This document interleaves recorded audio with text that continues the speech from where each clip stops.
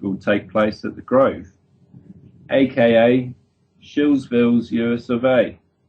And what has ricocheted out of that event, last Sunday The Guardian started promoting a new book about the last 10 years of undercover policemen.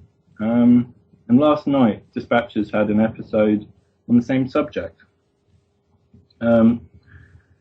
Espionage work within the public activist protest by undercover policemen. David Icke is getting his own TV show, as rumour has it, and Russell Brand is all set for his world tour titled Messiah Complex, where he will be promoting the truth movement to the people of this planet. As many Darkcity listeners know of the truth movement to be more of a bowel movement, we are being, obviously being deceived. This is the New World Order's agenda in motion. And tonight we'll be making sense of this new political power structure, which is occurring in modern times. And there will be time in the end of the show where we can put our heads together and work out a solution to this game, which has been laid flat on the table in front of us for all to see. To know what the fuck is going on, you must know a few things in particular. Study of culture, history, religion and politics. We could brush all that aside and just learn how to frickin' smell a rat or know when someone's lying. David Icke is playing out biblical prophecy, and that's what I'll be exposing tonight. To do that, we must understand the past to know the next step to take in this exciting story we are writing together, because we have the authority to pick up the pen and write our own fate. So tonight will be about John Dee and the BBC, the reign of Elizabeth II,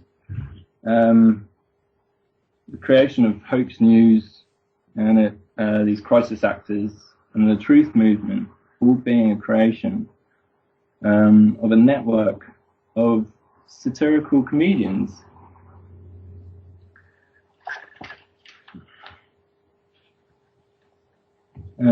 But before I bore the shit out of you with boring history, I have a game, and it's called Celebrities. So the celebrities from the sea, and if you've got your own Darkcity listeners, call in and let us hear them. So here are some sea celebrities. Tina Tuna, Harbour Windsor, Michael Sharkinson, Skate Moss, Mackerel Jackson, Steven Seagull, Triller Black, Prawn Connery, Marlon Brando, Atlantis Morissette,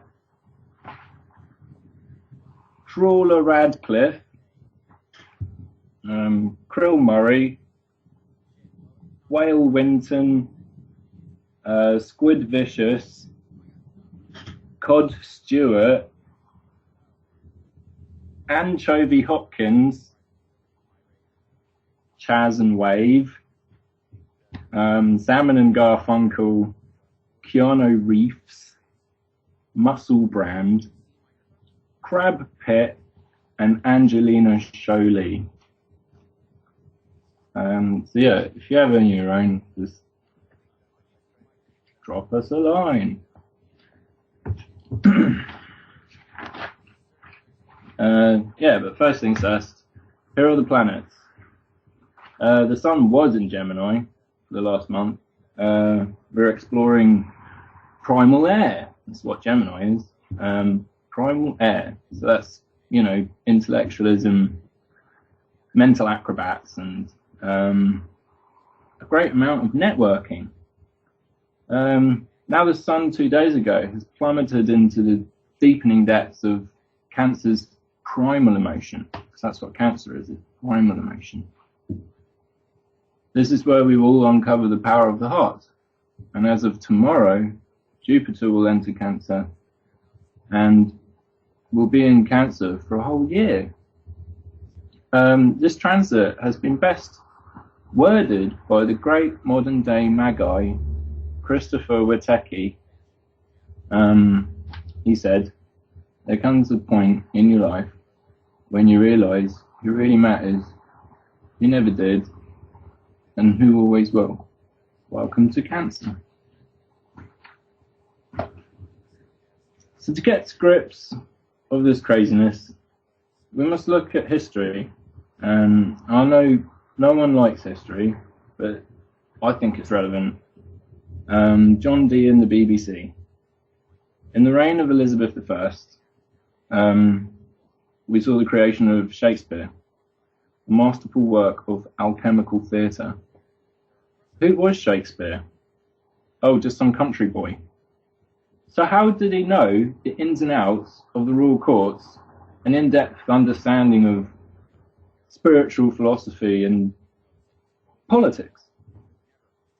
All fingers point to one special character in particular, and that's John Dee. He had the title of most learned man in his day. He owned the most impressive library in Europe. John Dee worked as an advisor to the royal Tudor dynasty. Both Dee and the Tudors were Welsh. How the Tudors came to power was interesting. A little bit suspicious. I don't know. When Henry Tudor killed Richard III in warfare, making him the last king to win the throne on battlefield. Last winter, Richard III was unearthed out of a car park. The archaeologists post-mortem declared Richard was a not well man, he was a crippled hunchback. Like, who the fuck would send a cripple off to fight the Welsh? Henry VII won, anyway. And I think this part of history was magnificently catalytic. It puts into play the Arthurian legend. The ancient Britons, the Welsh, defeated the Latin-speaking oppressing invaders, now new power to the throne of England. Henry Tudor's first son was called Arthur, but he died at a young age before getting the crown, and Henry VIII succeeded in his place as king. I'll talk more about the Arthurian legend later on, maybe another day. The Tudors kept old traditions, such as the structure of the royal courts, keeping ancient Egyptian traditions, such as having the court full of jester, which started in Egypt 2500 BC, where the pharaoh would have pygmy clowns and harlequins in their royal courts. As it's my discovery to find the Tudor rose being an Egyptian symbol in origin. It is a sub-rosa in reference to Horus, the divine child, with his fingers to his smiling lips in a protest of silence, for he knows the secret. The Yeoman Guard, another creation of Henry VII, which is in still tradition to this day. The Yeoman Guard, or Beefeaters, symbolically represent the Tudors' ancient ancestry.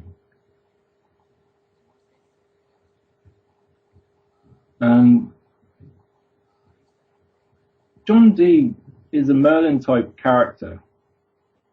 I have much respect for John Dee, as he was a pious man, be it imperialist. I must not fault any of his work, for from my own experiences, I've uttered his name to friends. Very peculiar things have happened on more than one occasion.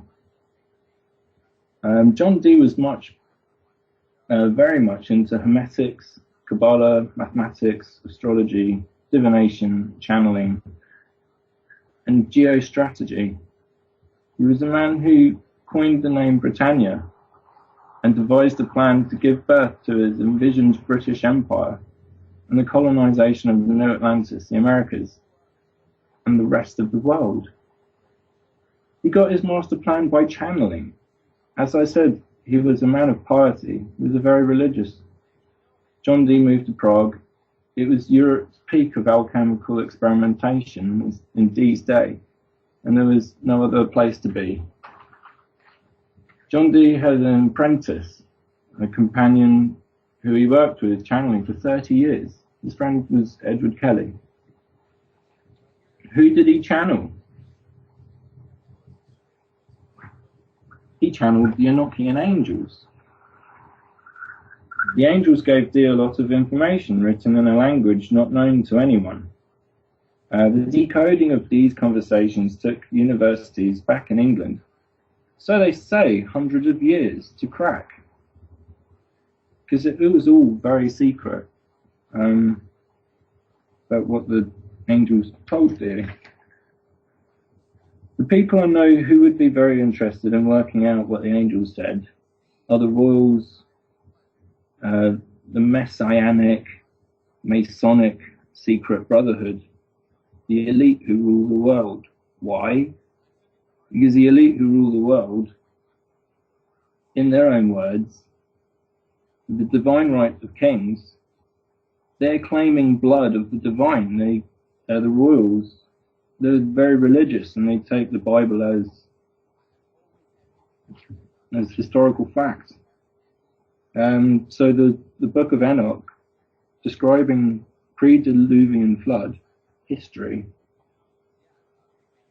they're explaining the short-lived story in Genesis about those who came from heaven and married the daughters of man and gave birth to men of noble renown. The Book of Enoch explains how civilization was taught to the earth inhabitants and how they taught us agriculture, masonry work, warfare, and sciences. But what did those angels tell Dee? It's all top secret. John Dee created MI5, British intelligence. The symbol is of a triangle with the British crown in the middle. In the left bottom corner is an M. In the right bottom corner is a V. But at the top of the triangle is an I.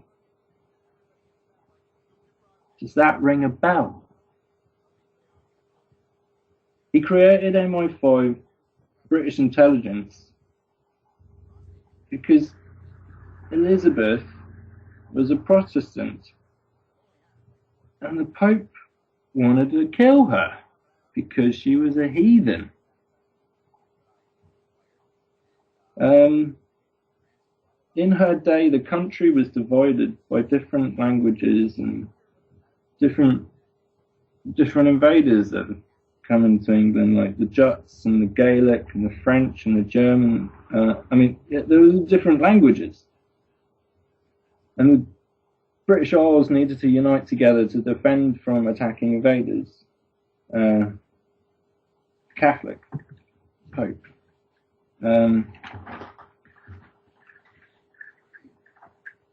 So they had the creation of Shakespeare to educate, and create a uniting language. John Dee was first called a magician back in his youth, studying at Trinity College. He used to direct Greek theatre plays such as the satirical works of the Athenian Astrology. It was the stage effects and illusions that gave him the title of magician by his peers. Shakespeare's philosophical depths are outstanding and still confuse the fuck out of common modern man. It's my opinion, to really have a Hogwarts education and to really figure out what is happening in modern day, Shakespeare's key. And you cannot study Shakespeare without classics. The country did need educating, and that's what the monarchy at the time did. But they did it in their own traditional fashion. These guys are imperialists. The aristocrats still hold on to very old Athenian mentalities, such as they despise the working class. In the learning the classics, you'll find that Shakespeare to be a pseudonym. The Shakespeares in the Athenian and Roman theatre are the Athena and Apollo. Athena and Apollo used a lot in aristocratic, like architecture and symbolism, and you'll find it referenced everywhere if you know what you're looking for. A great example is the Athenian Club in Pall Mall. This aristocratic club concerns themselves with publications and creations which are specifically designed to steer the collective conscious into the direction of their own agenda. The first to join this club was a man called Charles Darwin. Other people in this club, they're all a bunch of, colonialists, eugenicists, academics. There's well-known authors and architects, politicians and historians. I was fascinated to find this. T.S. Eliot, Dickens, Thomas Hardy, Sir Reginald Fleming Johnson, who was the tutor to the last Chinese emperor, Thomas More, Yeats, the poet, and, Yeats, the Golden Dawn guy, and Jimmy Savile, as it happens. Athena and Apollo are the Shakespeares. It's an ancient saying that they're shaking their spears in the faces of ignorance. Education, yes, but they are not stupid, just a little bit scared. These aristocrats are keeping their distance at a spear's length, defending whilst attacking, as a spearhead is wavered in front of your eye. A little Athenian fact. The rich families who lived in ancient Athens used to play a 3-dice game. Whoever rolled a 666 wins.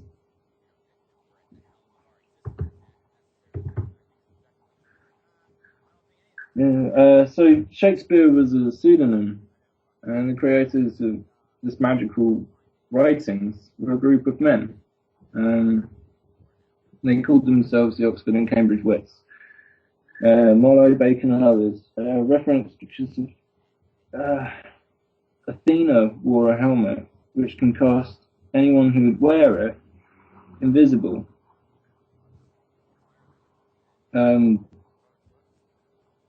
Marlowe's work is painfully relevant. Most of his plays were remodeled a bit and were sold as if they were esoteric schools, which indeed set the future in stone. A lot of people say the New World Order plan is not set in stone. It is. It's called the Georgia Guidestones, and it has been signed by the name of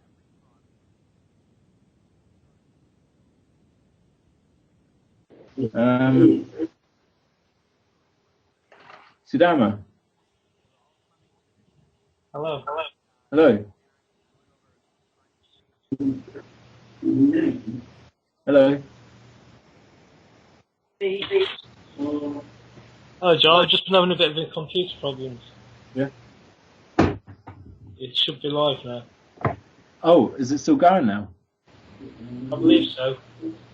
How much did you was it still audible until when? I'm not 100% sure. I've got to get the VNC. I think the show may have just carried on. Just I lost connection myself.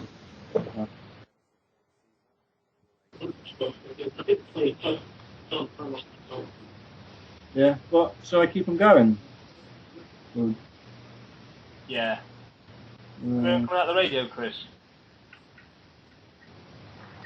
I don't mind.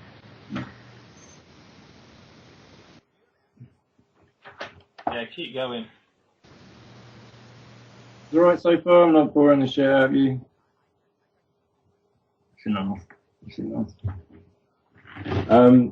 Back to modern day. So they say it took hundreds of years to decipher Dee's and Kelly's angelic conversations. In that time, we've had 2 world wars, resulting in the state of Israel. This is where biblical prophecy can be clearly seen. The Nazi families, they moved to America to escape prosecution. This is called Operation Paperclip. These Nazi families were given high-up jobs in government. At the same time, Tavistock starts to raise its head in London out from the Frankfurt School of Social Engineering and was nurtured by the newly coronated Queen Elizabeth II.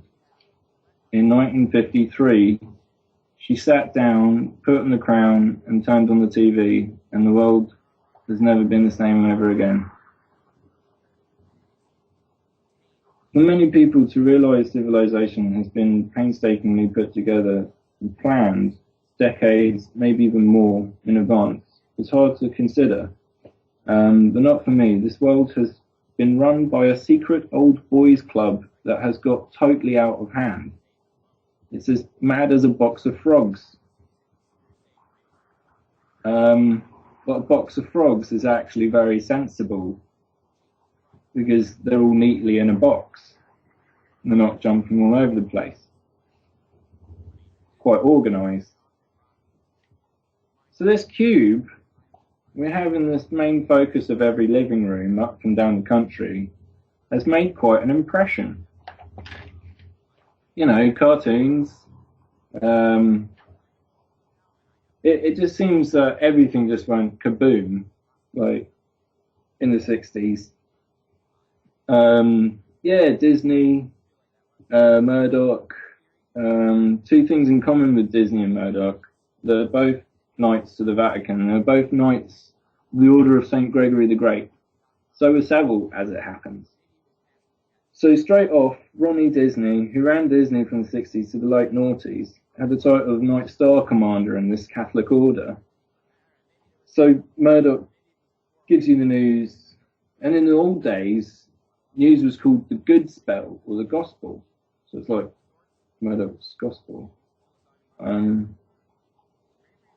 Disney has a really beautiful play on words, and it really gives away this like, yeah, I think it's very revealing. If you split it in half, Dis is the old name for the devil, medieval times, and it comes from an old Roman god of the underworld. Dis. And then Nay is the first reed instrument. It's from Mesopotamia. It's like made out of a river reed, and they call it a ney. So Disney, devil flute. The 60s saw the start of Savile introduce the Beatles and the Rolling Stones from the BBC's Top of the Pops. The Beatles were a creation of Tavistock. Disney, Hollywood, celebrity cult worship, media news spin. What that did to the public was, well, test their faith. It was as if, you know, Chitty Chitty Bang Bang came to life in Tavistock. MK Ultra was stealing the children away because the parents were ignorant, just like what happened with the Pied Piper of Hamelin.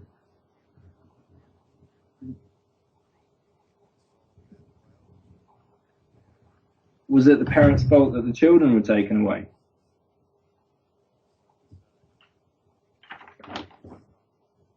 I never trusted those 4 schizophrenic Mickey Mousers.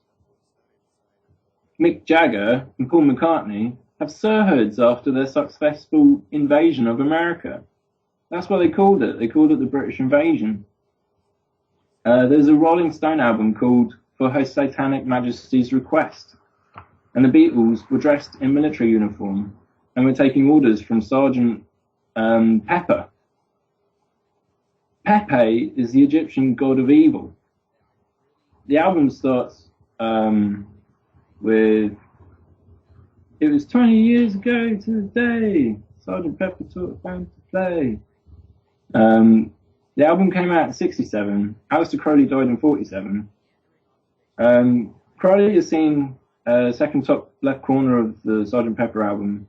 The cryptic artwork, such as "Paul is Dead," is deeply occult. And Aleister Crowley has played a giant role in the 60s counterculture and all that preceded it. I've read a lot of Crowley's work, and I can't knock it. It's pretty genius. But I've discovered Aleister Crowley to be a myth.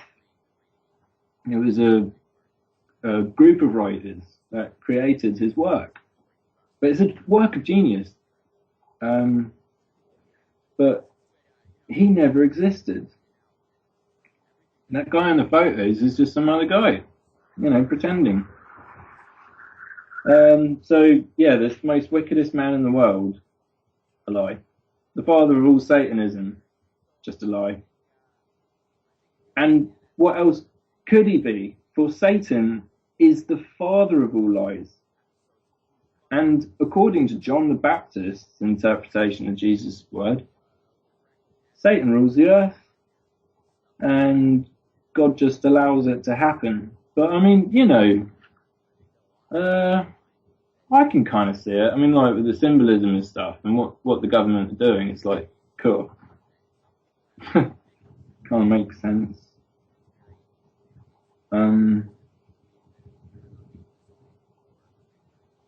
But yeah, our culture is built upon lies.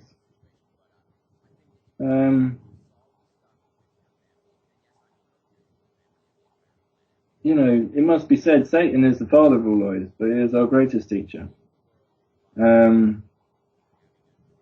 But the truth movement has been a creation of, these aristocrats. These aristocrats are into, like, theosophy. These Masons, they're into, like, esoteric schools. They're the masterminds behind the creation.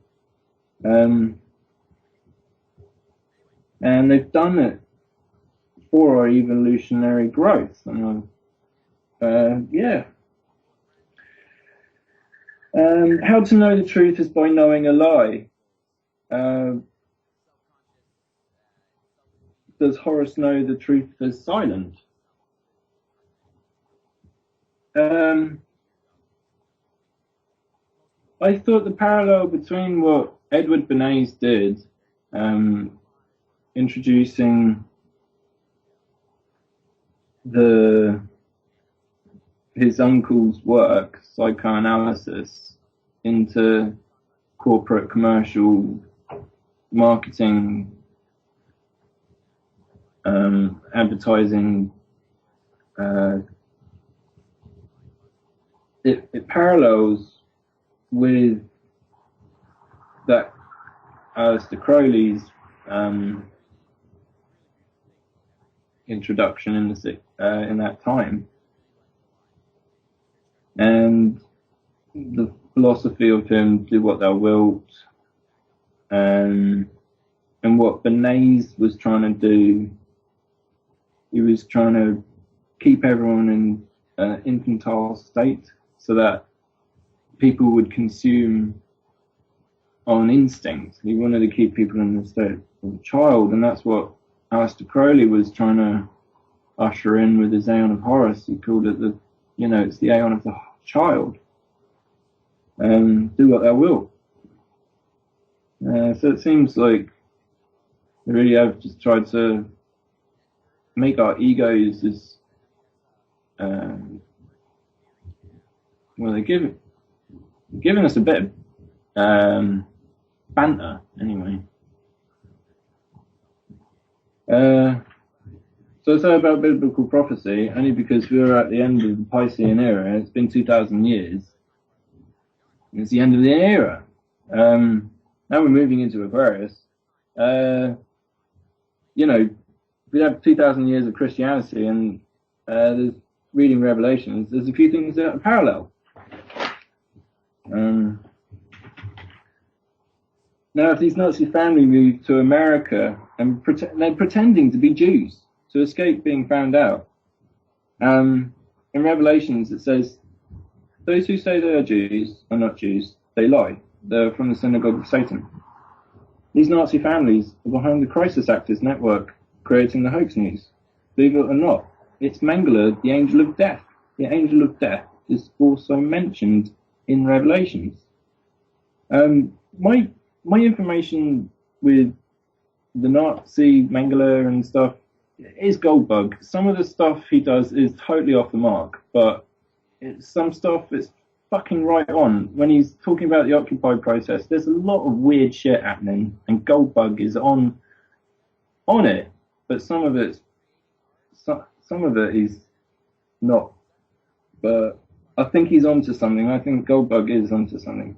He's revealing to us all something really special. Another thing in Revelations is the locusts who had hair like women. Are they the Beatles?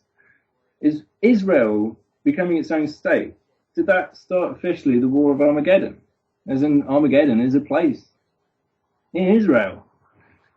If Revelations is correct, then the recession ain't going to get better.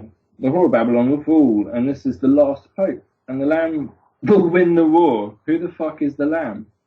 I think it's Christ consciousness. The Messianic secret brotherhood have set up false prophets, which were prophesied. I think David Icke is a false prophet. And what his little sidekick, Russell Brand's doing? He said to hide things in plain sight, like his name, like Davidic. If this is the end games, you know, what you're talking about, the end games, it's a Scooby-Doo doomsday. It's a detective case to dispel ignorance from the world and to catch out these submissive behaviours. You know, the Nazis were heavily encouraged by the Catholics. This is all, you know, there are people behind the scenes pulling the strings and making this beautiful game for us to play. They're called Masons. I'm pretty sure he's going to get a lot of attention soon, because because all this pedophile stuff in the papers, people will start asking questions and they'll find out that David Icke's been talking about it for 25 years. And I think that's why it's a setup.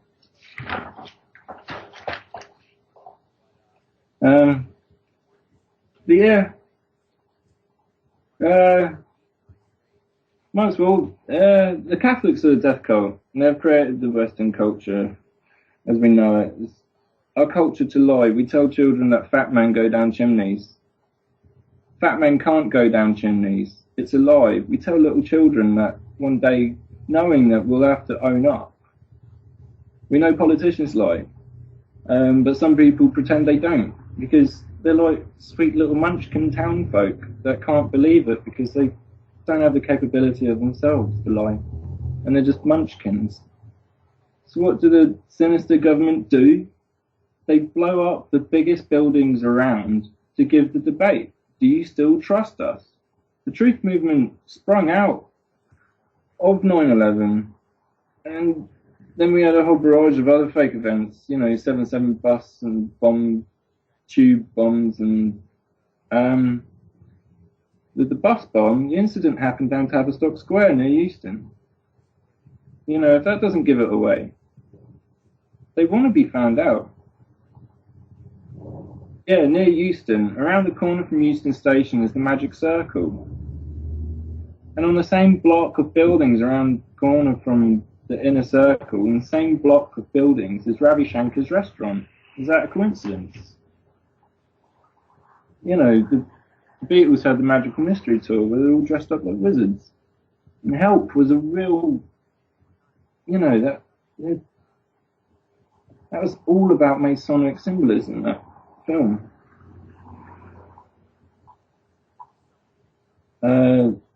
Yeah. So the Catholics, I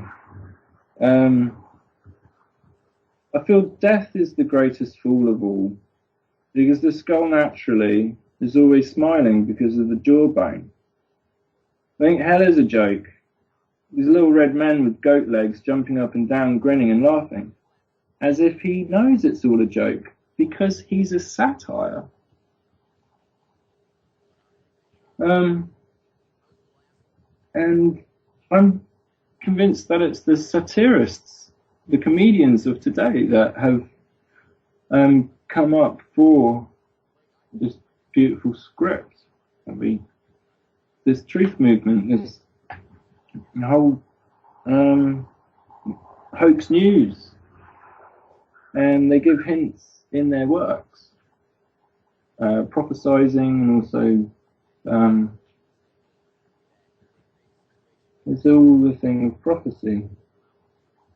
But they give it away because they want to be found out.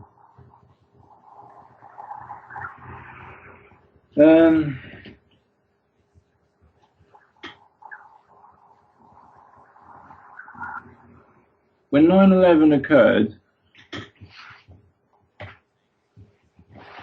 the Amano and Inucci show was being aired on TV at the same time. First of all, I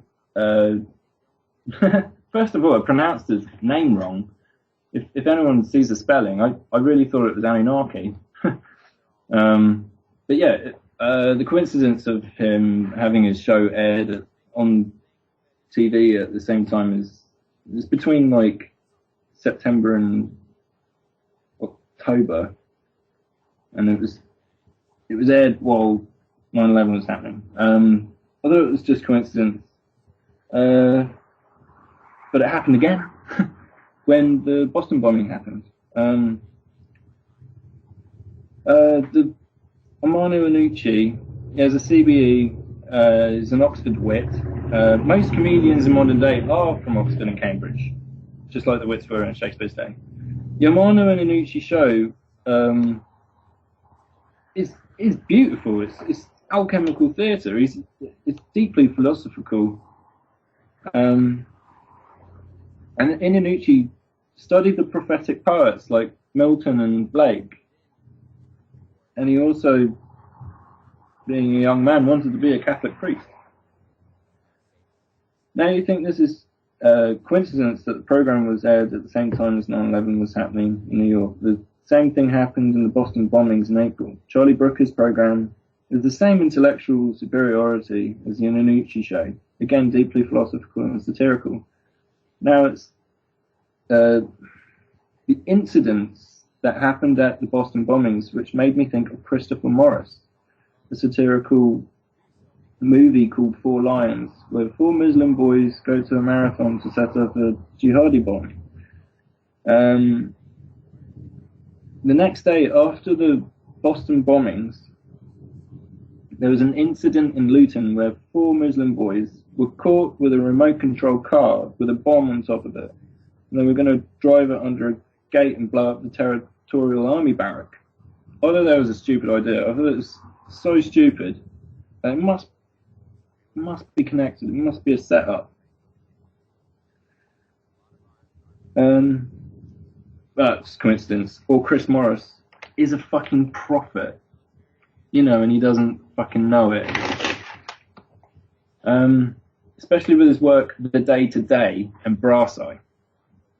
If no one knows these programs, I'm fucked, and so are you. There are more prophetic work from Morris and Charlie Brooker, and it's called Black Mirror. I forgot to mention earlier, but John Dee's channeled through his black mirror. He had a black mirror where he spoke to the angels through. Charlie Brooker and Chris Morris is calling their prophetic dramas that are based on the future, the prophetic attempts on the future. Anyway, if you haven't watched them, watch them. They're really beautiful to watch. Skelton has worked with Brooker. Skelton has also done a little comic strip where Matt Groening has done the cartoons for. You know, from The Simpsons to Futurama, which is also, you know, the best satirists. Like, everyone refers to The Simpsons.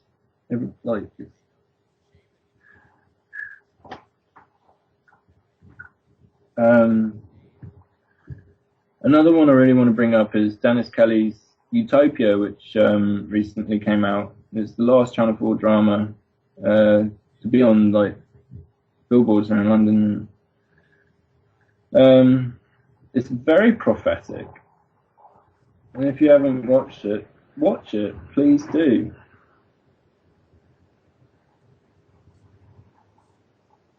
Yeah. So are there cryptic messages in movies and TV and drama? Yes! For example, the pilot show to the Day-to-Day, Chris Morris's creation, he says the headlines, this is the Day-to-Day, kicking the stick away from the blind man of ignorance. And that's a direct Shakespeare reference. He's telling you he's a Shakespeare. Well, he is an aristocratic Catholic after all. But this is the clincher, really. Have you heard of the Secret Policeman's Ball? It's on every year since the late 70s, and it's Amnesty International. It's the same guys that do Live Aid and Live 8. Everyone remembers Geldof saying, "Give me your money." Ike is the same. Ike is the creation of the BBC, and it's a load of bullshit. It's all a joke.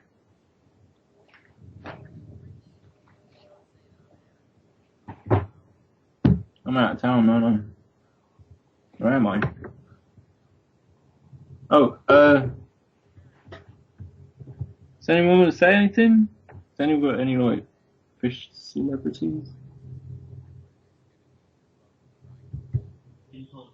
You're doing fine, John.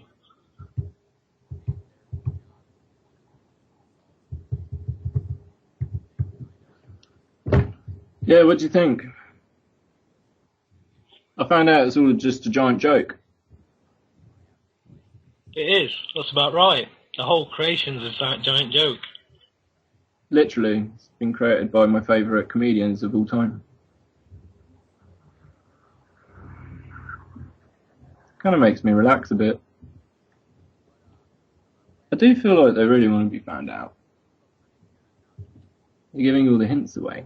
But only if you're paying attention. It's like Jordan Maxwell. He's like, "Have you done your homework? Have you done your homework?" Yeah. So how long's it taken you to realise it's all a joke?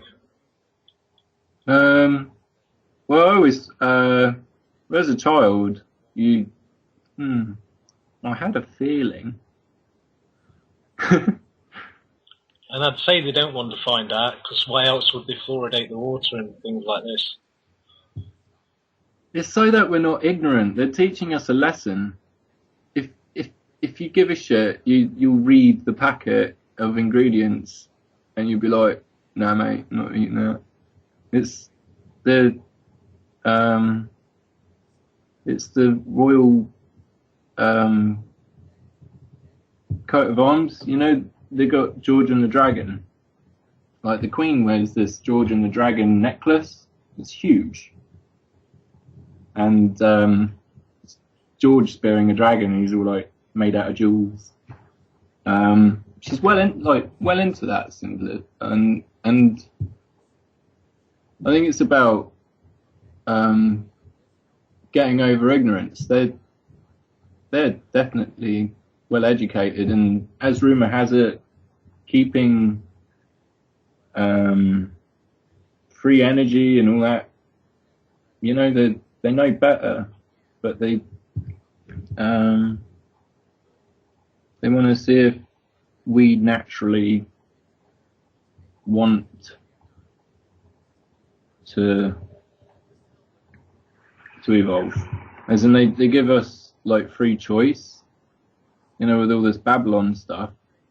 Like, you could buy it, you could buy a gazebo or whatever, you could buy anything. Then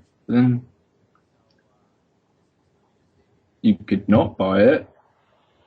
They give you the choice so that you could have like soul growth. Because I'm convinced that these guys that have created this whole sort of game, they're theosophists. They're very sophisticated spiritualists, and they are playing by free will, and it's up to our consciousness and to wake up to it and not be ignorant. They're not psychopaths then, and Me? do everything for a profit. I'm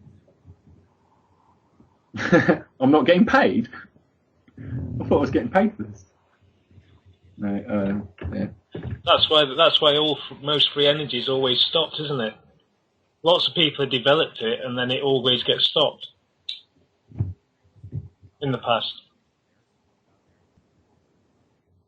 I think through humour, it's the best way to learn stuff. Yeah, because it helps you remember things, doesn't it? Because you've got a fun remembrance to link it with, yeah. And some people aren't very good at catching on to jokes. So some people, they go way over their head. And I think this is one of them. Whole situation on Earth right now. It is just a real dark joke. I mean, Shakespeare wrote comic tragedies. And the comic tragedy. Life. Like the next show, I really wanted to like focus on movies and stuff, because I've noticed with movies, they always have the villain as like a mummy or a vampire or like, you know, the government itself. Like, you always have the hero against like someone you'd expect, you know, and like Austin Powers, it's like a corporation or whatever, and it's like, oh, that's kind of believable, you know, evil corporation. But like I've kind of worked out like, yeah, most stories are like good over evil and stuff, but the evil characters,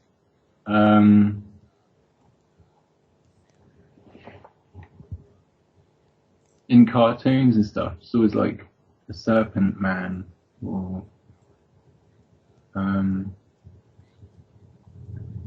yeah. I mean, they never really have a survey like, do you trust your government? They never have that survey. But maybe we should just go along and make a survey ourselves, and then that would really kind of set things straight. Because I mean, you know, if they're being submissive, like they're telling you everything's okay, but well, actually they're not. In the news, they're not really telling you everything's okay. They're trying to make you believe that everything is not okay, but it is okay. But they'll sort it out. Yeah. Don't worry, the news presenter will sort it out. Hi Joe, how you doing? I'm alright. Yeah, I just thought I'd pop in. Great show, mate. Was it? Yeah, it's still on, isn't it? Oh, yeah. Yeah, you're still live, man. I've just rung in as a guest, ringing in your show. How you doing? I'm not professional in the slightest, if you've noticed. That's what I love about you and Joe. I think that's what Darkcity is about. It's about amateurs coming together because we love to do it, not because we're professionals. you know, that's, I think, and I have had that from many people. It's very endearing, because we do make mistakes and we do mess up. So yeah, fair play to you, man. Takes some doing. And you do it really well. I think that's what gives Ike and Alex Jones away, because they're too professional. And it's like, well, you'd have. Oh, then again, they are really professional, aren't they? Never heard them or ah. It's like, are they really human? Well, I don't know, man. I mean, if I would have said the world's going to end in 1984, I'd be a little bit embarrassed now. That's not very professional, is it? And I mean, I've never worn a purple shell suit, so hey, you know, I've got a few things up on them. Yeah, who's the pro now? Yeah, I wanted to play football with him at the Fringe. No, he didn't have time. Yeah, I bet he weren't into playing football, was he? I think Saddam was trying to let us know we've only got 1 minute. I've come in late, me. My apologies. Well, was there anything specific that you'd say really quickly? No, mate. No, not really. It's a great show. I caught a bit about angels and stuff at the beginning and people channeling energies. Totally agree with you, man. Totally agree with you. So, yeah, good stuff, man. I don't, but I have no time to explain since there is only 1 minute left. We'll have to ring back earlier next week, eh, Vosto? Yeah, man, we're totally late. Damn it. There's always time. I've got a couple of seconds left. This is a public health announcement. Cannabis cures cancer. Things on Dark City Radio. Lots of things.